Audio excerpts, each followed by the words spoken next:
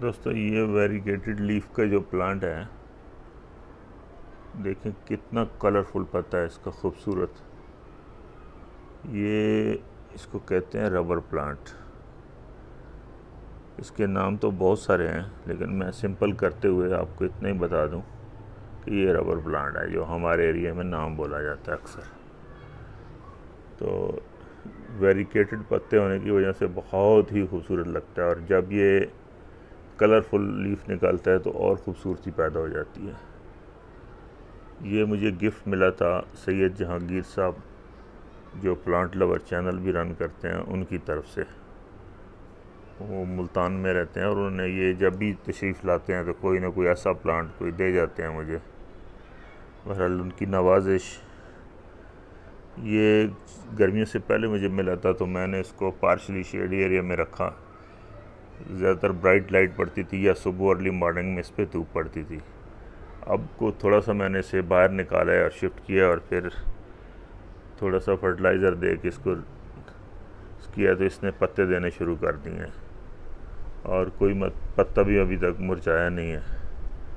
तो अभी तक तो ये ज़बरदस्त चल रहा है, और होप ये और बड़ा होगा जल्दी।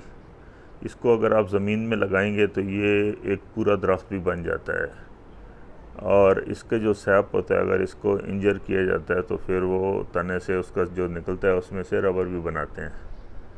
लेकिन ये ज़्यादातर ऑर्नामेंटल प्लांट है, यानी खूबसूरती के लिए यूज़ होता है। और देख लें कितने खूबसूरत पत्ते हैं।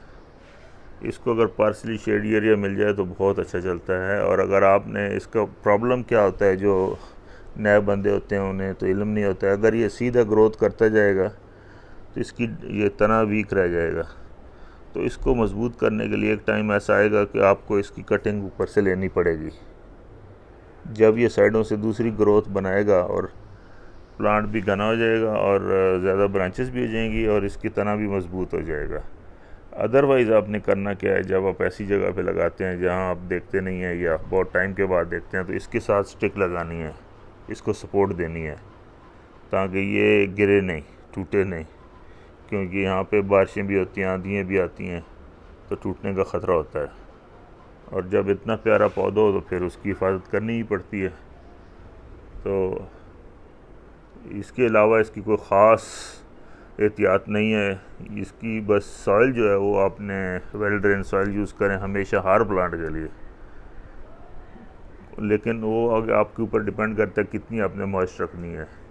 ज़्यादा ड्राई भी ना करें पौधे को और ज़्यादा वेट भी ना करें। ज़्यादा पौधे जो हमारे मरते हैं घरों में, वो गमले की ड्रेनेज ना होने से और पानी रुक जाने की वजह से मरते हैं।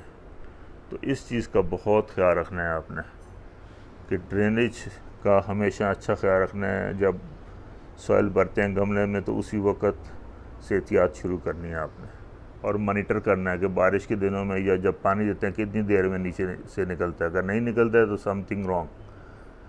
आपने उसके नीचे जो फिक्री रखी है उसको हिलाना है थोड़ा सा हल्का सा, ताकि नीचे पानी के निकलना शुरू कर दे। होप आपको ये प्लांट पसंद आया होगा। अगर अच्छा लगा है तो वीडियो को लाइक करें और चैनल को सब्सक्राइब करें।